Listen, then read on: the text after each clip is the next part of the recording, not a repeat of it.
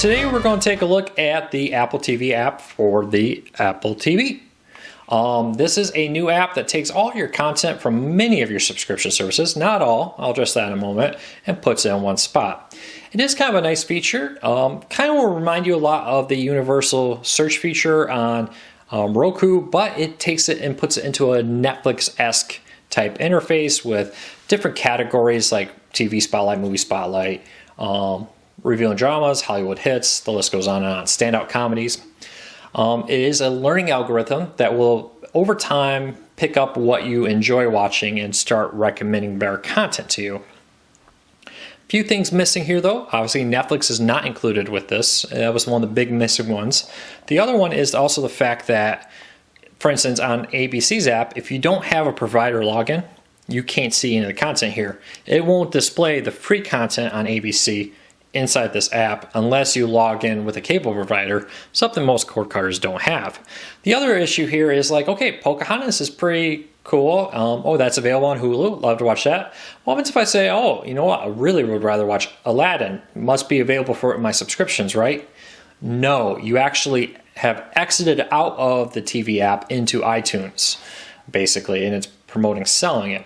So often when you go to these show pages, which will show you where to find it or and so on, the content that's related is often not available in your streaming services. So keep that in mind.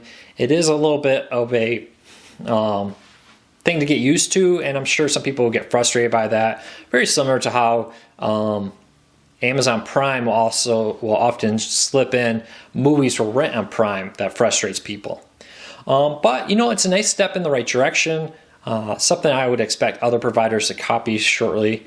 Let's jump into the collections and take a look at some of the other collections that I'll put together. Small Screen Legends, Made in the UK, anime, biopics, the list goes on and on. So it's pretty nice. But take it all with a grain of salt. It's an early first generation release of this app. I expect it to develop and get better. If I had to pick a few things, would be completely isolate this from the iTunes store. If it's not in my content when I'm looking at different movies, I don't really want to see it. That's my personal opinion. I would also like them to do a little bit better job of giving me more control of the up next. You can go and say, oh, I like librarians. I can add it or remove it to my up next so that later on I can come to it. Seems like this could almost be a better row down here than at the top, but that's just, you know, it's getting to design features and stuff. Overall, 2 thumbs up. If you have an Apple TV, I would highly recommend this. If you don't have an Apple TV, I wouldn't go out and buy it for this yet. The lack of Netflix is a huge missing point. The lack of ability to have some of the freer content show up in this is a huge lacking point.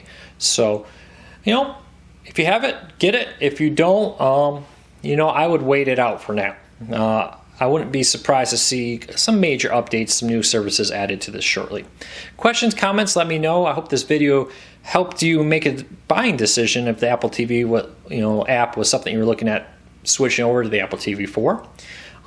If you like a video, give me a thumbs up. It really does help us spread the word of cord cutting.